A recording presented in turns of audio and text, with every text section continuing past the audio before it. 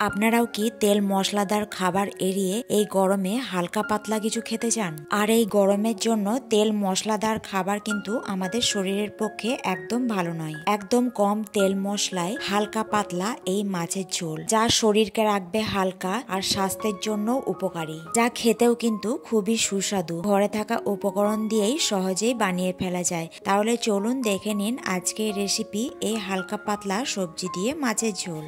High guys, welcome back to my YouTube channel রাখির রান্নাঘর। আমি রাখি, তো আবার নিয়ে চলে এলাম আপনাদের জন্য নতুন একটা ভিডিও। নানা ধরনের রেসিপি দেখার জন্য চ্যানেলটা অবশ্যই সাবস্ক্রাইব করে নেবেন, আর ভিডিওটা ভালো লেগে থাকলে লাইক কমেন্ট শেয়ার করবেন। তাহলে আজকের রেসিপি শুরু করা যাক।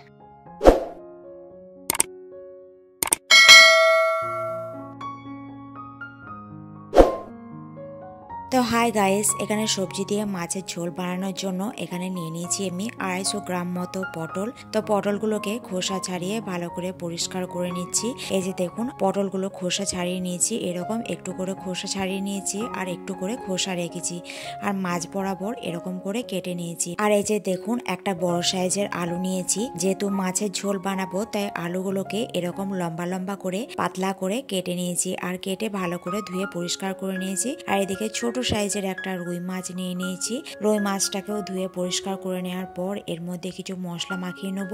পরিমাণ মতো নুন দিয়ে দিলাম, আর 1 চামচ মতো হলুদ দিয়ে দিলাম। নুন আর মশলা বেশ ভালোভাবে মাখিয়ে নিয়েছি।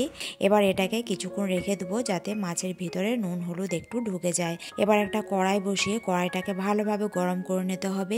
মাছ ভাজার আগে কিন্তু কড়াই ভালোভাবে গরম করতে হবে। তারপর তেল দিয়ে দিয়েছি পরিমাণ মতো। তেল ভালোভাবে গরম করে নেওয়ার পর একে একে নুন হলুদ মাখিয়ে রাখা মাছগুলো দিয়ে দিলাম।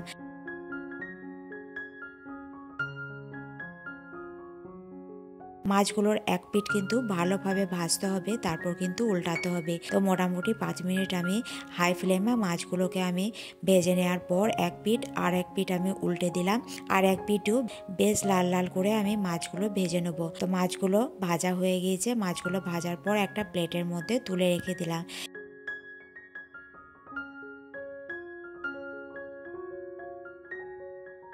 এই যে দেখতে পাচ্ছেন, কড়াইয়ের মধ্যে যে তেল আছে, এই তেলেই কিন্তু আমার পটল ভাজা হয়ে যাবে, আর আমি এক্সট্রা তেল অ্যাড করছি না। এই তেলের মধ্যেই আমি দিয়ে দিচ্ছি 1/2 চামচ মতো গোটা জিরে। গোটা জিরেটা বেশ ভালোভাবে ভেজে নেবার পর কেটে রাখা পটলগুলো আমি দিয়ে দিচ্ছি। তো কেটে রাখা পটলগুলো দিয়ে ভালো করে কিন্তু একটু ভেজে নেব।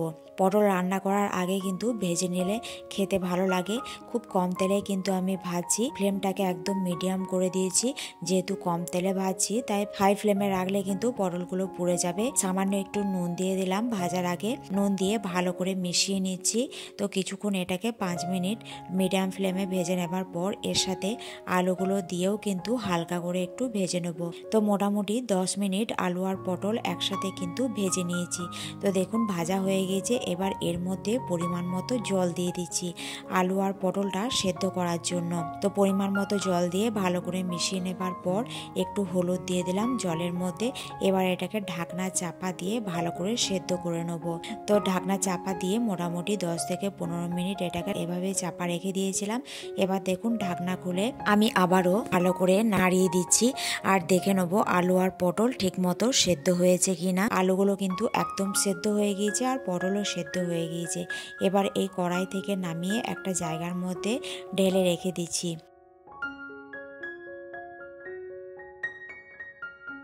এবার একটা কড়াই চাপিয়ে কড়াইয়ের মধ্যে খুব সামান্য পরিমাণ তেল দিয়ে দিচ্ছি, 1 চামচ মতো। তেলটা ভালোভাবে গরম হয়ে গেলে এর মধ্যে একদম সামান্য কুচি করে নেওয়া পেঁয়াজগুলো দিয়ে দিচ্ছি। পেঁয়াজটা দিয়ে একটু হালকা করে লাল লাল করে ভেজে নেব।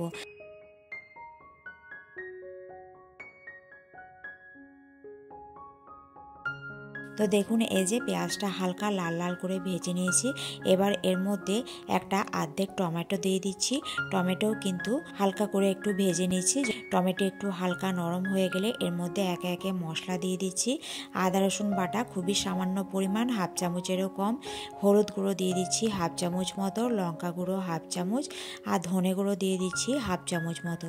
তো সমস্ত মশলা ভালো করে বেশ মশলার সাথে মিশিয়ে নিচ্ছি, আর ভালো করে একটু কষিয়ে নেবো যতক্ষণ না মশলার কাঁচা গন্ধ চলে যায়। তো মশলার কাঁচা গন্ধ চলে গেলে পটল আর আলু সেদ্ধ করে রেখেছিলাম এটা দিয়ে দিচ্ছি।